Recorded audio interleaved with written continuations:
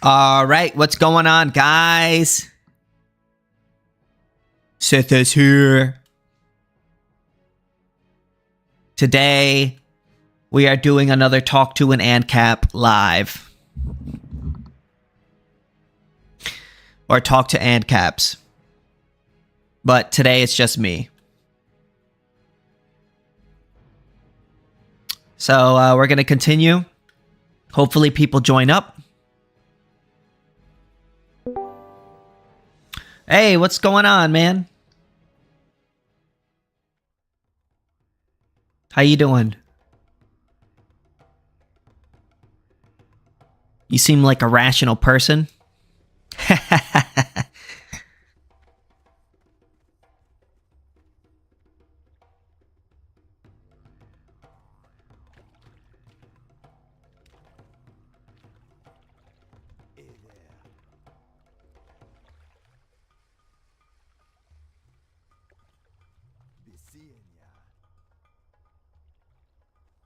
Hello. Hello. Yeah, what's up? I'm an AnCap. Okay, so what do you take anarchism to be? Well, the word anarchy comes from the word without rulers. What the definition of it was a Greek word for without rulers or something like that. So, or in other words, without being against unjust hierarchies. We consider the state to be an unjust hierarchy because they force us to pay taxes without our consent.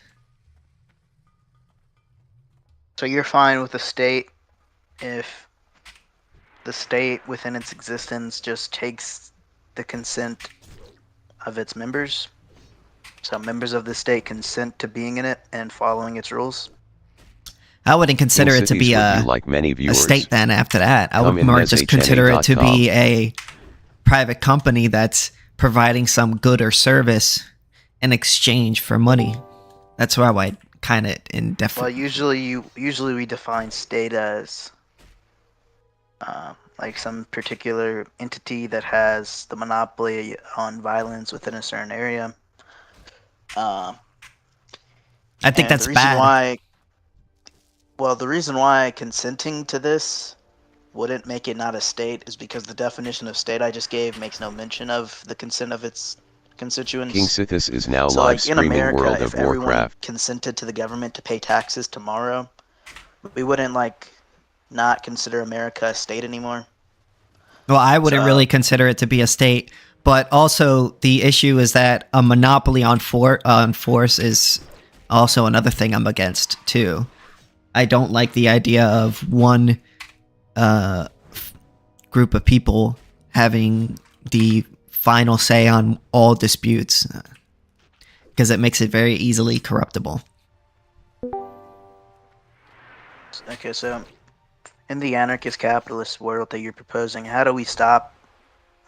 Let's just say one guy killed another person. How do we determine whether or not this person has murdered? Do you not believe in law or something? What's your system? Oh, we believe in law. We just believe in privatizing the functions of the state, which would be the courts, the policing, as well as the... If we privatize the courts, then wouldn't we expect them to be more biased?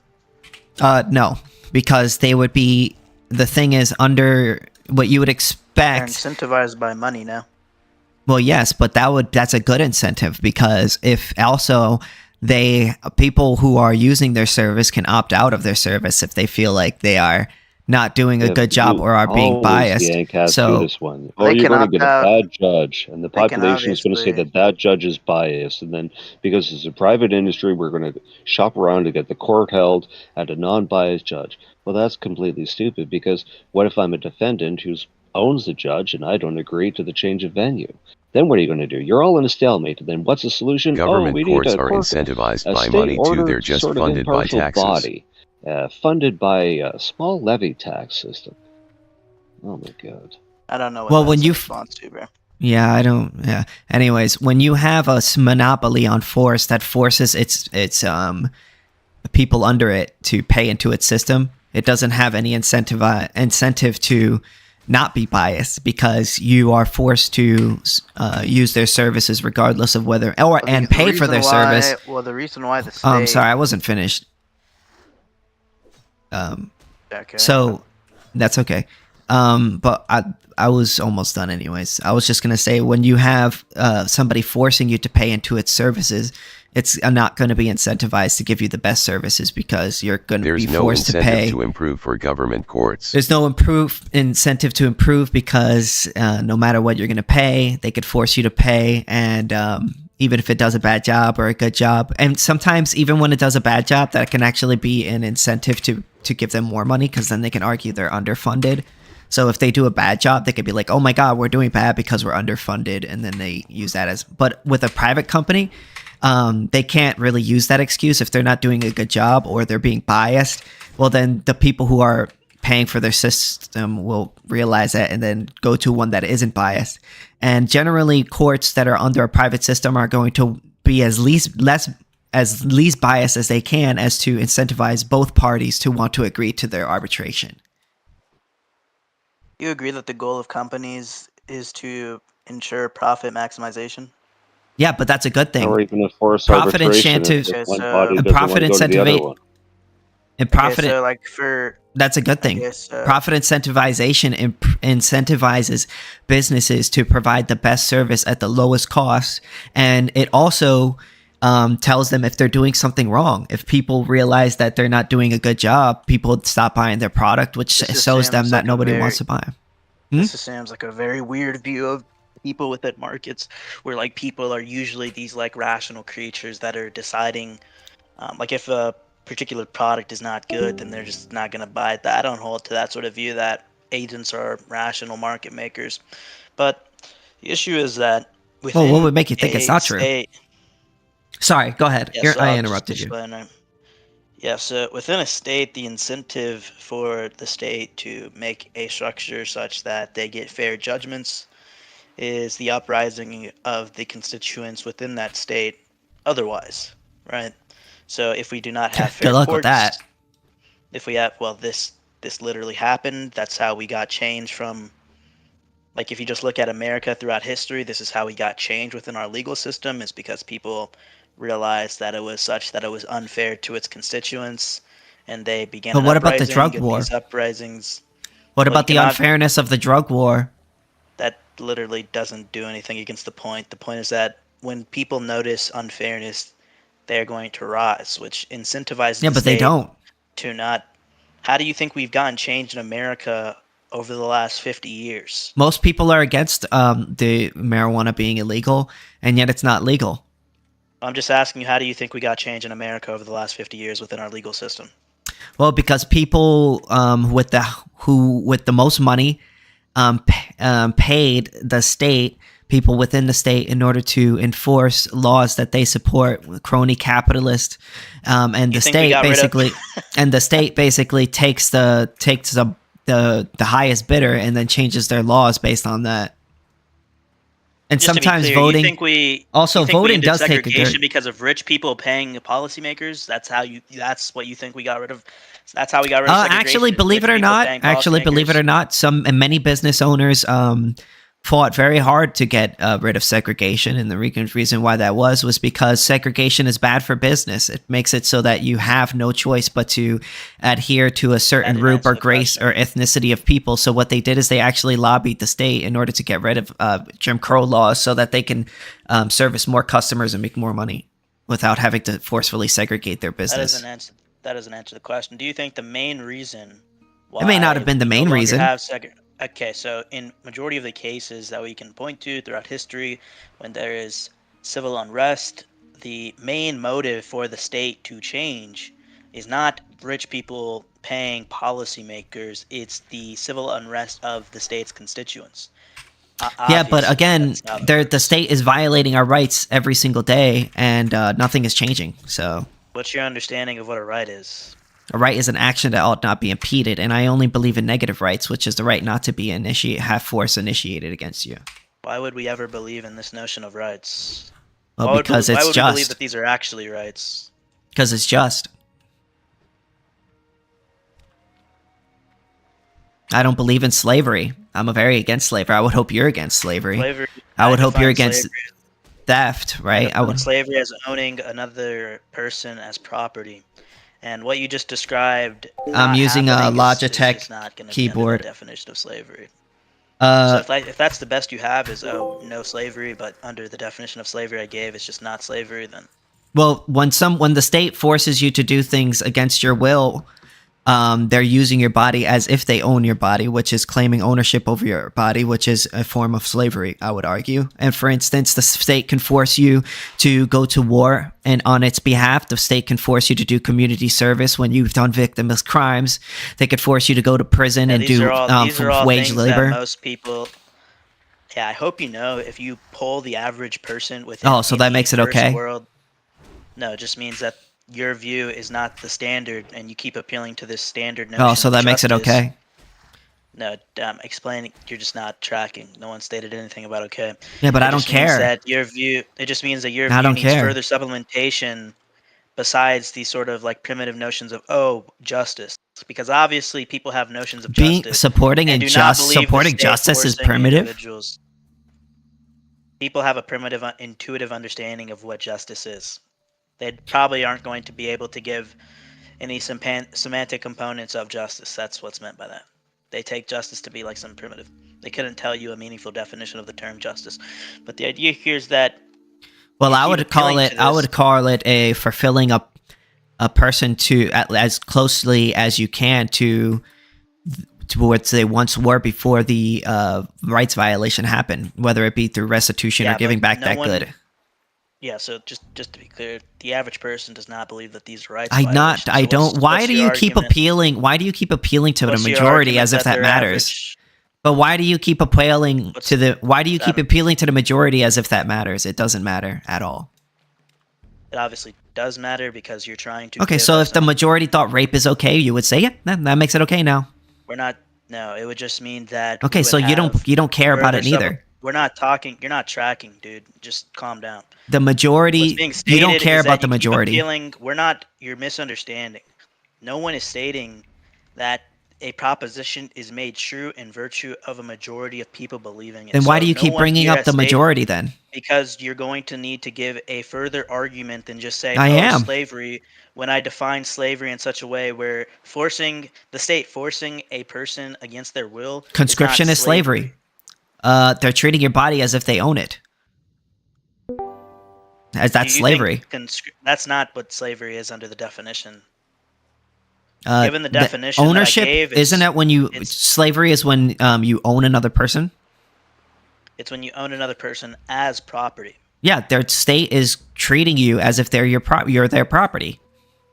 No, they're not. The same way slave owners the same way when slaves, right? If they refuse to work, the slave owner would treat them as if they're their slave and force them to work against their will. That's just not what conscription is. The state, right? If I refuse to go to war on their behalf, the state will force me against my will to go to war. If that's not slavery, I don't know what is. Do you think, just to be clear, do you think in America right now, if we went to war, that what would happen is you would be forced onto the front lines? If it's big enough, yeah.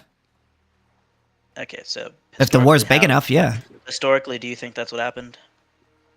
Yeah. I mean, it's happened many times throughout history. We've had that conscription that they happened during World War I, World War II, Vietnam, the Civil War. There's many times throughout history where, the government conscripted people against their will. We understand what conscription. Yeah, doing an action against a person's will is not slavery. It kind of is. You're treating them their body as if it belongs to you. That is a form of slavery. Hold on, if I force my child to go brush their teeth, and by force we just mean I sternly tell them to do it, and if they don't do it, then I'm going to take away certain things they have access to. You think that's slavery? Well, there's a difference between withholding toys from a kid, right? Because they're being bad, right? Because forcing someone to do something. Excuse me. Whoa. Excuse me. Okay. Obviously, there's a difference between taking your kid's toy away from them when they misbehave because you're the guardian of that child, So obviously children are treated differently than adults. So you have a little bit more authority over a child than a normal adult. But I'm not talking about children. We are talking about adults here. Children and if you have wait, authority over themselves? we're not talking about children. We're talking about adults here. So when you're talking about an adult, right? When somebody forces an adult to work, to put their labor into something that they don't want to do, or to die for the country when they don't want to, that is treating another person's body as if you own it. You're saying, I am the owner of your body because I have the right to tell you what you can do with your body, regardless of your say-so. So yeah, when the state conscripts people, they're treating you as if you're their slave. Okay. So, why do children not have dominion over their own bodies? I never said children don't have dominion over their bodies. Well, you just said it's okay for parents to force their children to do things. I never said that once. I said that you're allowed to withhold a toy from your kid if they're acting up, right? And yeah, it's a little bit different when you're talking about children and adults. From their children. Yeah, if they own it. Now, but again, we're not talking about children. The child owns it. Okay, I know this is a real dodge. I know you want to move to the children stuff, but this is a huge dodge from the conversation in which we were having, which is conscription, because I know that you realize that you're incapable of actually justifying your retarded argument. So you're moving on to children. Okay, so unless you want to go back to actually justifying the topic that was at hand. Yeah, I'll explain why it's relevant. The relevance is that you said that you have these unjust power structures, and the question was, what's going to be the case within? But we're not talking about children. We're talking about you're making a really bad argument towards children. Just calm down. I'll explain the relevance. When we're talking about adults. Yeah, I'll explain the relevance. So you tried to state that there are these unjust power dynamics, and the point of me bringing up the child thing was to illustrate exactly what are the properties that need to be required by some individual in order for this individual to be able to be having their dominion taken from them. So in the same way that children have their dominion taken away by their parents or guardians, we could easily state that these same properties apply to the state. That's the relevance. And obviously the other dispute is not that interesting because it's just trivially the case that forcing a person to do something does not mean that you own that person as property. So but you're treating them as if you're their property, right? What does it mean to treat someone as your property? To act as if you own their body when you do not. Right? So for instance, if I ran up to you, for instance, if I run up to you and I snatch your phone and I run away from it, I am treating your phone as if it is my own. It may not be my phone. Are you treating me like a slave if you steal my phone? Not your phone. Not a slave, but slavery is when you treat another person's body as if you own it. If you force another person to go to war against their will, right? Same thing with the cell phone. Like if I snatch your phone from you, I'm treating your cell phone as if it belongs to me, right? Why are you giving us a new definition of slavery? When it comes to your body, if I take your body and I force you to do something with it you don't want to do, I'm treating your body as if I own it. The same thing with the state. I'm not giving you a new definition. I've given you this definition 3, 4, 5, 6, 7, 8, 9 times. You actually haven't. I define slavery as owning another individual person as property. You seemingly agreed upon that notion, and now you're defining slave as when you treat some person's body like you own it. Yeah. So for instance, if you're claiming ownership over another person's body, yeah, that's slavery. Just because somebody claims ownership, yeah, well, I mean, it is in function. It is. So, for instance, I could easily clear this up in a few sentences, right? So, for instance, during the South, during the slavery days, and when whites owned blacks, those people were not owned by those whites. I do not consider them to be owned. I consider them to be self-owners, right? But what is going on, right, is that they're being forced to work against their will by people who claim to own them. Those people don't actually own them. They're self-owners. What is Okay, going given my on? definition So of what is slavery, going on? slavery So never what is occurs. going on is that person, those people are being forced. That slave owner is treating those people's bodies as if they own it. They're not the legitimate owner. Same way as if I steal your phone, I'm not the legitimate owner of your phone. What I'm doing is I'm treating your phone as if I own it. That's still a rights violation. No, you're not. So, what's the definition of slavery I gave? Do you remember? Yeah, your definition is irrelevant. I'm asking if you remember. It's a yes or no question. Yes. What was To my be the definition owner of slavery? another person's body. That's not what was stated, bro. Okay, so then restate it. Yeah, what was stated verbatim was slavery is when there's some particular person that is property of another person. That's literally what I said. Wow. Okay. Literally not what you stated. Okay. But so listen, if somebody is the property, so you believe that slavery is legitimate? I'm not finished, bro. Go finish, bro. So listen, given that definition of slavery just never occurs under your view because you hold to the view of self-ownership and think that in no instance is it the case that any particular person is actually ever owned by anyone else. So given that definition of slavery, there are no slaves.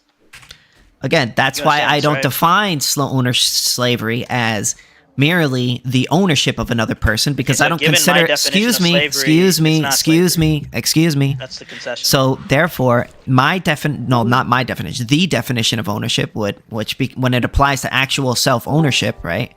All humans are the owners. All humans are the owners of their bodies, right? So therefore, whenever somebody uses your body without your consent, what they are doing is they're claiming your body and using it as if they own it. They are not the owners. They're just claiming it and claiming to use your body as if they own it. So therefore, that's why I consider slavery not to be you are the owner, because I would never consider anyone to be the legitimate owner of another person's body. So how I define slavery, which I believe is the more correct definition, a more legitimate definition, which would be another person or a group of people claiming ownership over your body and doing things with your body, or forcing you to do things with your body against your will.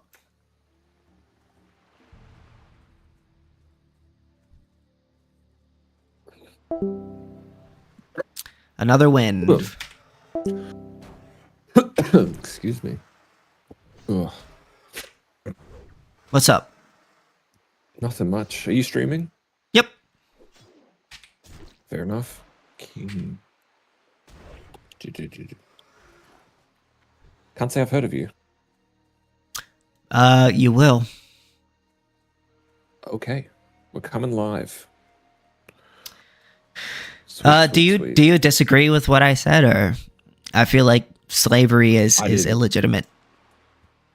Yeah, I think slavery is illegitimate. I think it's bad. I don't think people should even have the choice to be able to sell themselves into slavery, regardless of what circumstance they get into. Well, I don't think it's possible to sell yourself into slavery, because your body is a resource in which you cannot transfer the ownership or relinquish control of. Oh, I'm sorry. Can you excuse me for 10? Sure. Or 5? Sure.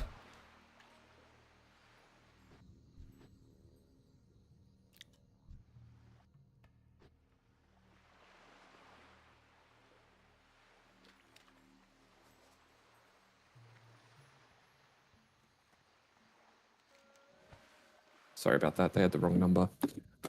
Yeah, so I don't think anyone can sell themselves into slavery or should be allowed to sell themselves into slavery. I don't believe in indentured servitude. I don't believe that, regardless of your debt, I don't think you should be allowed to sell yourself into slavery. I don't think it's possible to sell yourself into slavery, because your body is a immutable resource that you cannot separate yourself from. And the idea of selling yourself or selling a resource would be to relinquish control of that resource and hand that control to another person. I don't think you can really do that with your body. Well, controlling property you stole is not ownership. To suggest otherwise is a mere possessor ethic. There have been previous societies where people who go into debt have had to sell themselves into slavery. right? This sort I of would not indentured consider that to be a legitimate contract. And the reason why, because a contract is when you transfer the title of your property to another person, and you can't really, I'm saying it's impossible, and the reason why is because you can't leave your body, maybe unless like you became a ghost and then you gave your body to another person, then you could say that person owns your body. But so long as you are in control of your body, the idea of relinquish or selling your body, I think, is impossible. It's ludicrous. Okay. Yeah, so even if you're in debt, like the only thing, well, I'm not against restitution-based slavery in the sense that if you violate someone's rights, I think you should pay that person back the restitution, like, or prison time. But couldn't that innocent people, no. But couldn't that be, like, when I say debt slavery shouldn't be allowed, someone could spin that as restitution, right? Someone could say, well, you took the loan out, you can't repay it, therefore you need to pay it back through your labor.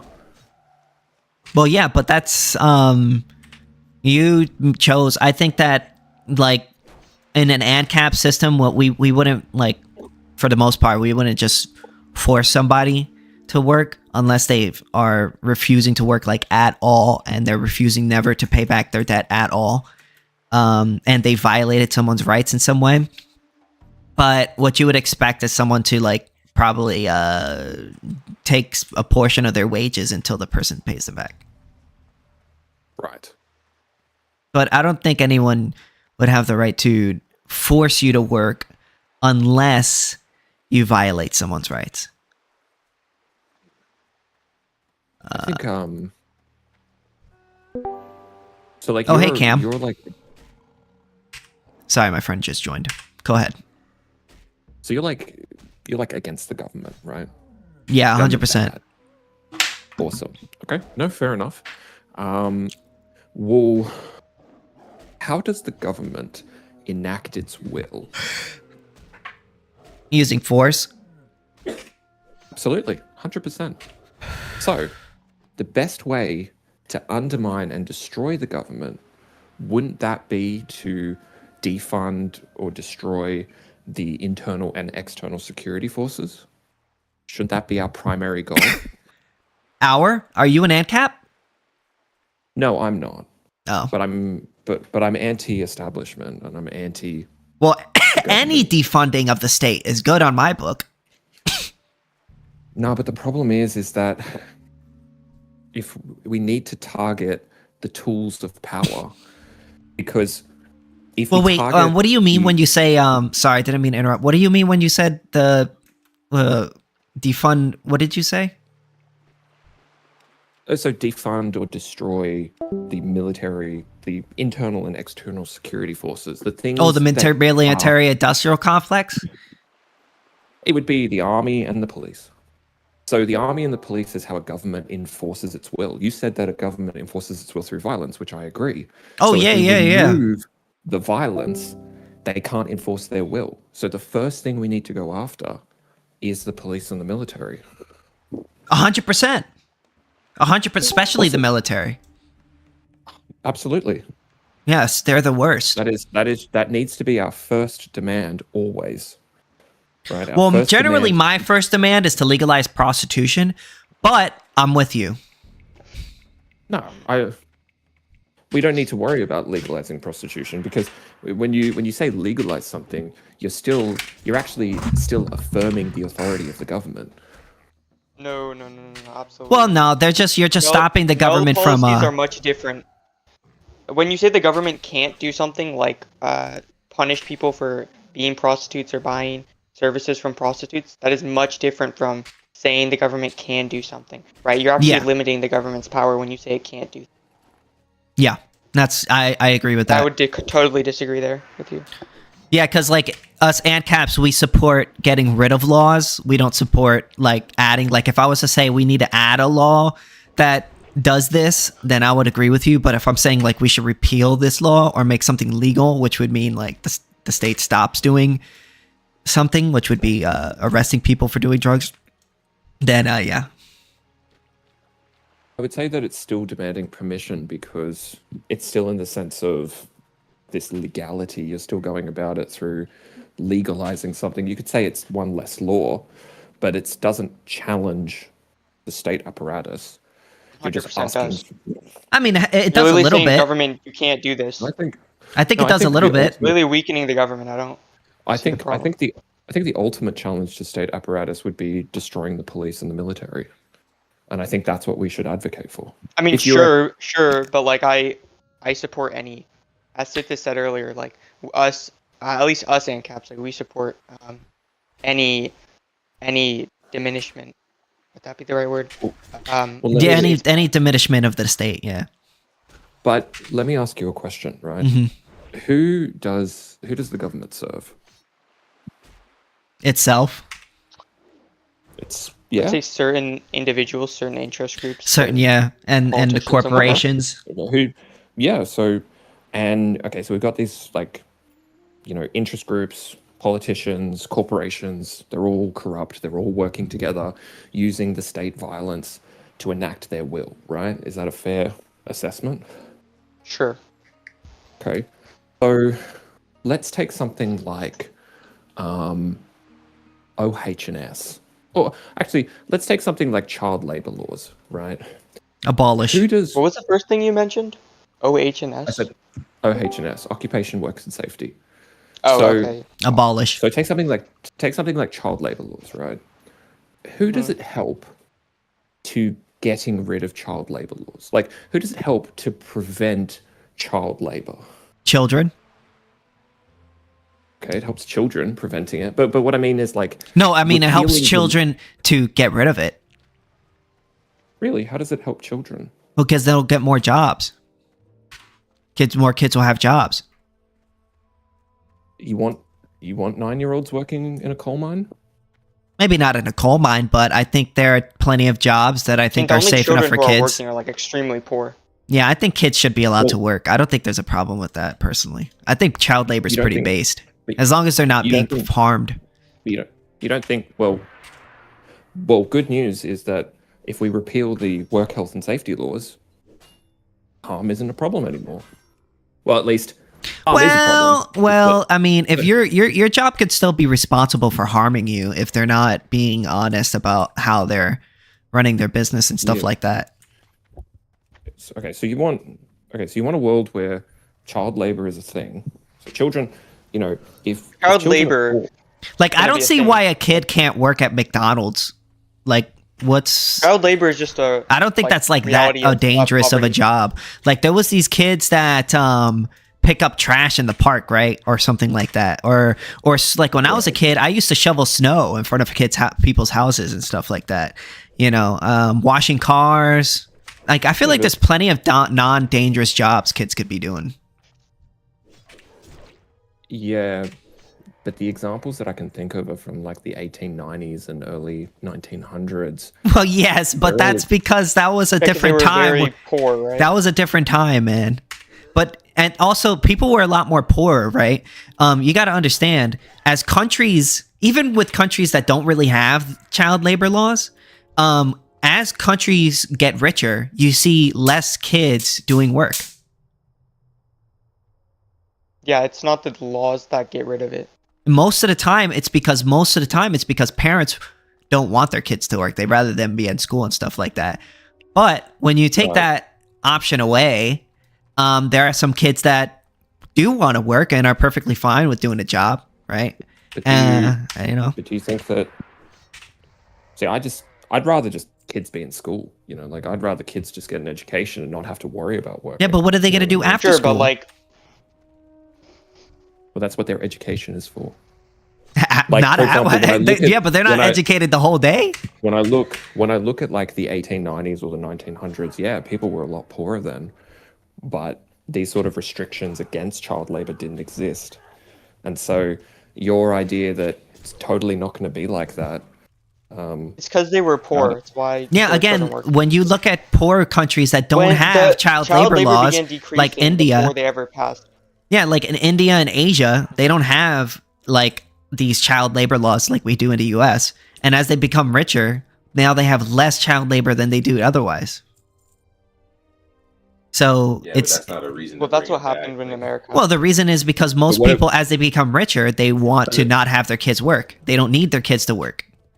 Yeah, but as people become richer, there are also people becoming poorer, so they will have an incentive That's not true. to force their children. That's not true.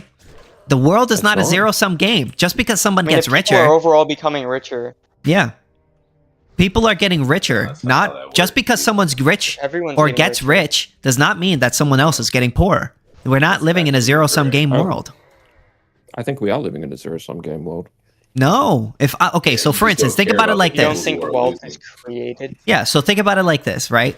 If you see a stick, if you see a stick and a spear on the ground, right? No. And I create a stick and a spear, and you bought and you decide to do some labor for me in order to like get that spear. What I've done is I've created wealth, and you've benefited from me creating wealth, and I've benefited because you've also done something for me in return.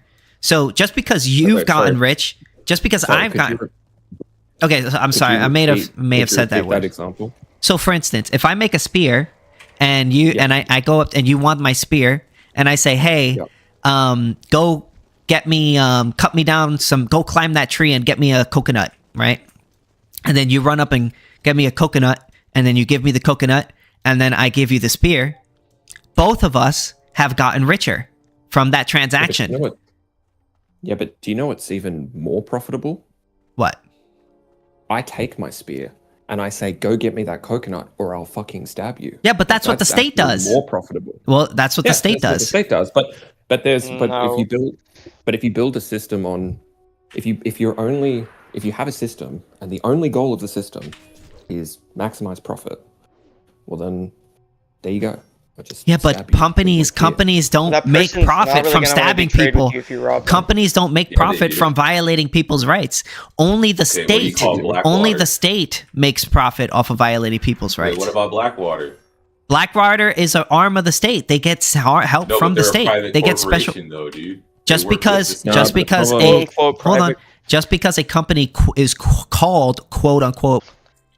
Is a free market that you're envisioning more profitable for bosses than a doctored market or a corrupt market? 100 times more profitable by It a could be more huge profitable margin. for everyone. When people doesn't matter cooperate for with each other, everyone. when people cooperate with each other, when people trade their private property and respect private property rights, you see tremendous improvements in quality of life, profit, as well as prosperity and productivity. No. That's not what I asked. It's really everywhere you see capitalism. Everywhere you see capitalism, that's how it works. No, so one. So long as the state doesn't get involved. Argue, just bring up my political radicalization with this stuff. Well, the problem is Hold one, on, wait your turn. You're having your cake and you're eating it too, but I'm just going to set that aside. I didn't ask I didn't ask if it's better for all society. I said, is it better for bosses? Yes. Right, for owners. Yes. Okay. 100%. Okay. Probably, yeah. They're gonna make more money. People make more money when they when they cooperate with each other. Bosses make more money when they cooperate with each other. That's why in countries that still have slavery, they're poor, and countries in which they don't have slavery or virtually eliminated slavery, we're rich. And the reason why that is because cooperating with people. If I may, what's the topic? Real quick? Saudis are rich too, dude. Like, no, they're not So you actually don't want these companies to cooperate. Cooperation is corruption. You want them to compete. So my question is... No. You misunderstand what I meant. I don't disagree with what you said, but when I say cooperate, I don't mean coordinate with each other like a cartel. I mean not fight with each other and trade with each other and compete. Okay, so if it's more profitable for these companies, for these bosses, for the CEOs, for example, because they're not countries. Wait, let him ask his question, please. If it's more profitable to engage in a free market without state intervention than to have state intervention, why do consistently companies, corporations, why do they finance? Why do they lobby? Why do they put in for a state? Why do they come? Stop interrupting, please. So you talked about that was an interjection, not an interruption. Yeah, but you were saying it while he was talking. Just let him go. Okay. You talked about how it's better for the entirety of society, but it doesn't matter if it's better for the entirety of society. It only takes one boss, one individual CEO. Under a status system, yes. It is. But without a status system, it wouldn't work. Excuse me. I asked you, is it profitable for one person to sell out everyone else and create a state? That's what I'm alluding to.